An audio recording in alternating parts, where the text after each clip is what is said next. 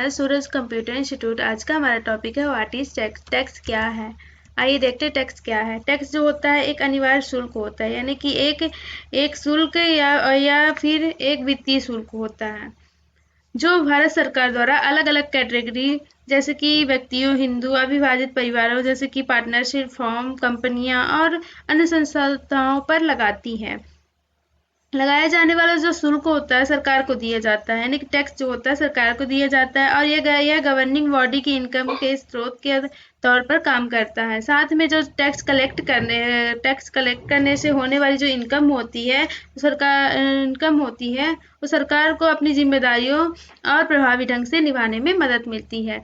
Tax जो होता है एक अनिवार्य शुल्क है जो गवर्नमेंट द्वारा किसी भी व्यक्ति संगठन पर लगाया जाता है, जैसे कि उसके बाद जो गवर्नमेंट होता है उस पैसे को वापस पब्लिक पर खर्च करती है। कानून के मुताबिक जो खुद से या गलती से टैक्स का भुगतान न करने पर ये जुर्माना भी हो सकता है या फिर सजा भी मिल सकती है। Types of tax.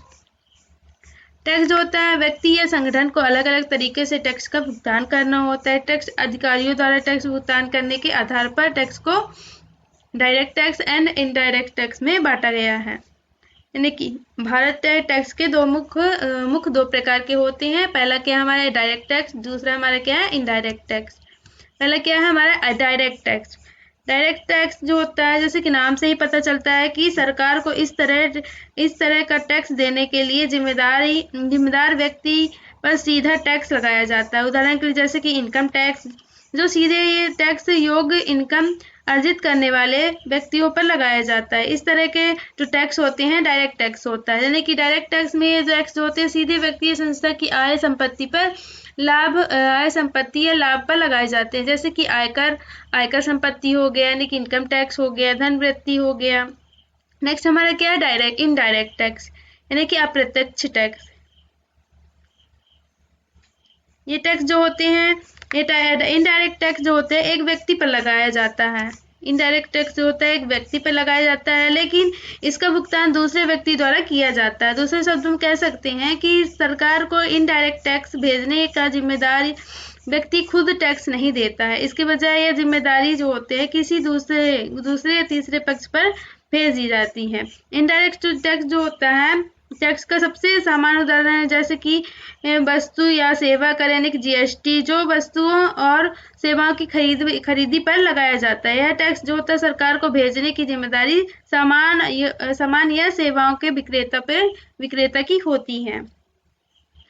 ये टैक्स जो होता है वस्त्र और सेवाओं की बिक्री या उपयोग पर लगाए जाते हैं और अंततः जो होता है उपभोक्ता द्वारा भुगतान किए जाते हैं, जैसे कि वस्त्र और सेवा कर जीएसटी टैक्स हो गया।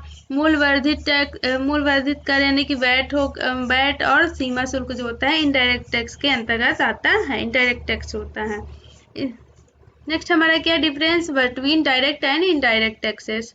इनडायरेक्ट टैक्सेस जो होते हैं वे टैक्स होते हैं जिन्हें कोई व्यक्ति या संगठन सीधे गवर्नमेंट को पे करता है, जैसे कि इनकम टैक्स हो गया, प्रॉपर्टी टैक्स हो गया, स्टैम्प ड्यूटी एक्सेट्रा जो होते हैं सभी इनका डायरेक्ट टैक्स के अंतर्गत आते हैं।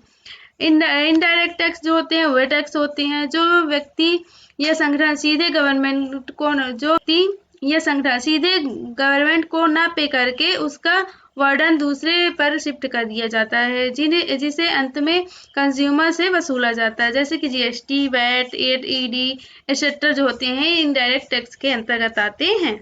इसी के साथ आज का हमारा टॉपिक कंप्लीट होता है। मिलते हैं next topic. Subscribe to my YouTube channel Suraj computer institute.